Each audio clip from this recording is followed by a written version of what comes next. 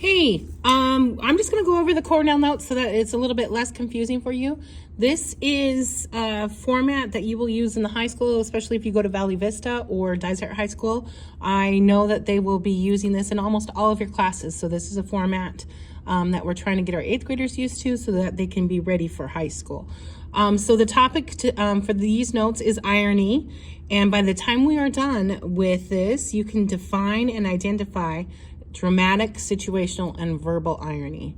And the main question that we're looking at is, what are the different types of irony? Why do the authors use irony in their writing?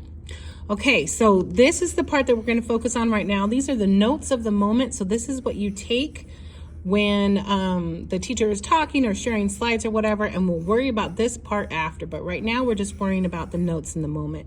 So the first spot, it says blank is the contrast between what is blank and what is blank. And so we are gonna put irony, and there might not be enough room here, so you can write on top if you need to. Irony is a contrast between what is expected and what is real. Okay, and then an important part, there are 3 types of irony: dramatic, situational, and verbal. And we're underlining that right now because we'll use it later in the summary. Now this says, blank irony is when the audience or reader knows something that the characters do not know. For example, in Cinderella, the audience knows that the glass slipper belongs to Cinderella, but nobody in the story does. Basically, the audience is privy to information that the other characters have not realized. That kind of irony, that is called dramatic irony. So we're going to add it right here. Dramatic. And again, if this isn't enough space, you can use up space over here if you need to. Make the notes work for you. We're going to go ahead and underline the main part of the definition. The rest of this is a sample, but we're going to put that it is when the audience knows something that the characters do not know. It could also be reader, so let's underline reader as well. Okay, we're gonna go further down over here. Blank irony is when the outcome of a situation is opposite of what is expected. Most people think of this type of irony when they are saying something is ironic. An example would be if you stayed up all night studying for a test, but when you got to class, you discover the test is not until the next day. Oh, it would be frustrating, but also like a reprieve. This would be situational irony in what you expected to happen was the opposite of what actually happened. Oh my goodness, the answer's right in there. So we're gonna underline the main definition. What you expected to happen was the opposite, I'm trying to go around my camera, is the opposite of what actually happened. And we'll go ahead and put the word situational in here, so we know that that is our definition. And then of course, dramatic, situational, we know this one's gonna be verbal, but let's read it to figure out what the definition is. Verbal irony is when a person says one thing while meaning another. For example, after you notice that your brother has broken a lamp while playing ball in the house, you may say to him, "Mom's gonna be really happy to see that." This is verbal irony, as you don't really believe that your mother would be happy to have a broken vase. So we're going to underline the definition is when a person says one thing while meaning another. And the key is this verbal or saying, speaking. Okay. So this is the part of the notes on the back side is questions that we're going to have to answer. So we are ready to come up with our questions on the side. Now this is a space for us to come up with a question where the opposite side is the answer. And this will help you to study in high school. What they'll have you do, well, and actually in all classes, you'll fold this over and you'll read the questions that you created on the side to test yourself. And when you're trying to figure out what the answer will be over here because the questions are based on what's written over here. So I'm reading this and it says, irony is a contrast between what is expected and what is real. I'm thinking of a question for that where this would be the answer. I'm just gonna put, what is irony?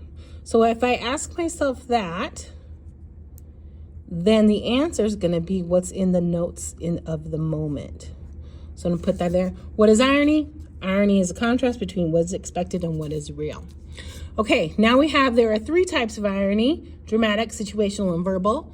That's kind of a good question for us to ask, is what are the 3 types of irony?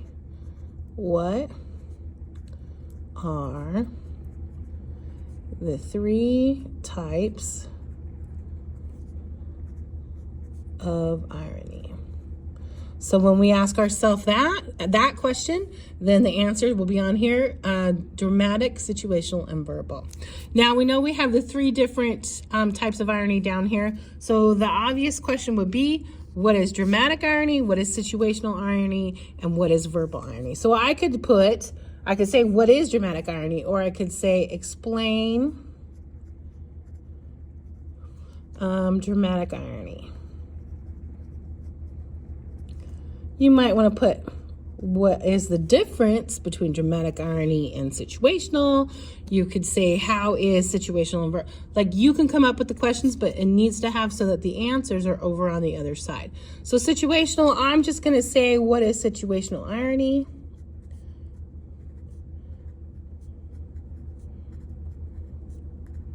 What is situational irony? And this one, verbal, I'm going to say, what is an example of verbal irony?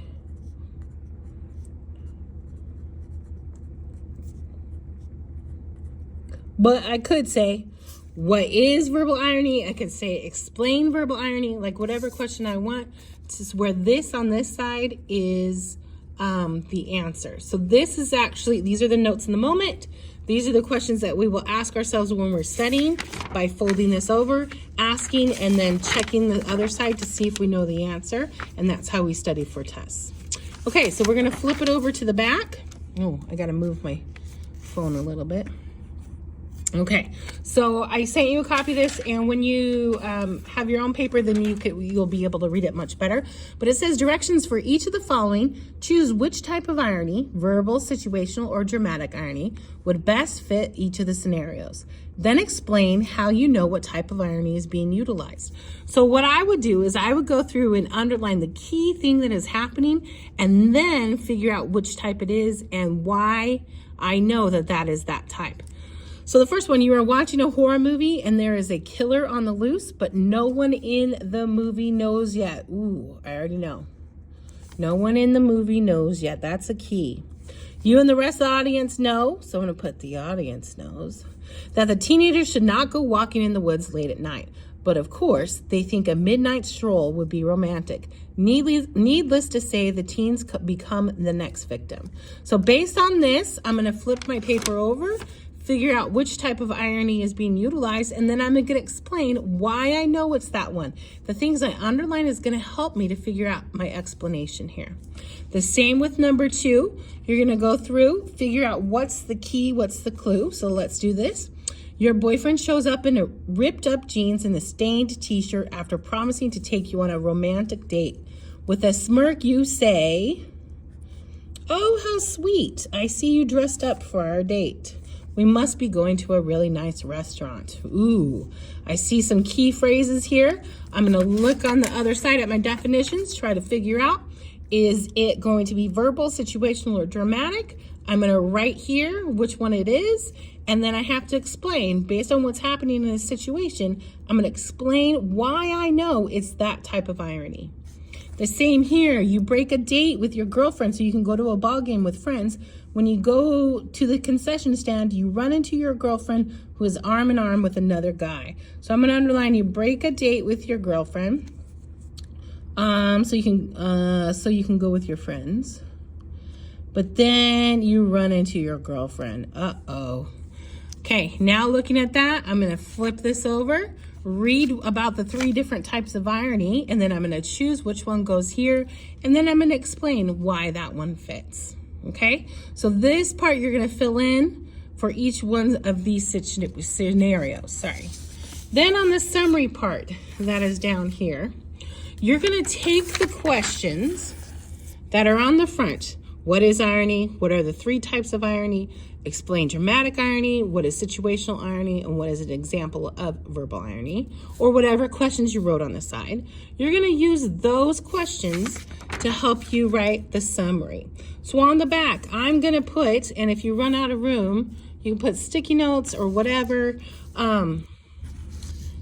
Normally it's much bigger space, but it's just the way it printed. So I'm going to put, the first question was, what is irony? So I'm going to put irony is, and then I'm going to answer that using this side of my paper. And I can put this in my own words, or if I need to, I can copy that, but might be better if I put it in my own words. Then the three types of irony are boom, boom, boom. I'm going to include that. So I'm going to put the three types of irony are, and then if I were you, if I was a student, I would continue finishing the sentence, include what the three types of irony are. And then my next question is, explain dramatic irony. So I'm going to say dramatic irony is,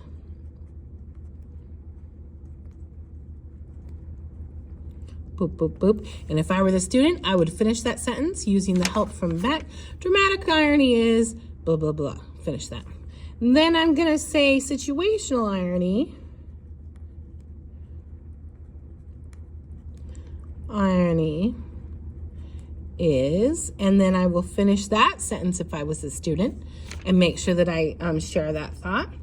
And then my other question on the back was, what is an example of verbal irony? So I could that, because that's my question, but I could pick something else. But I'm going to put an example of verbal irony.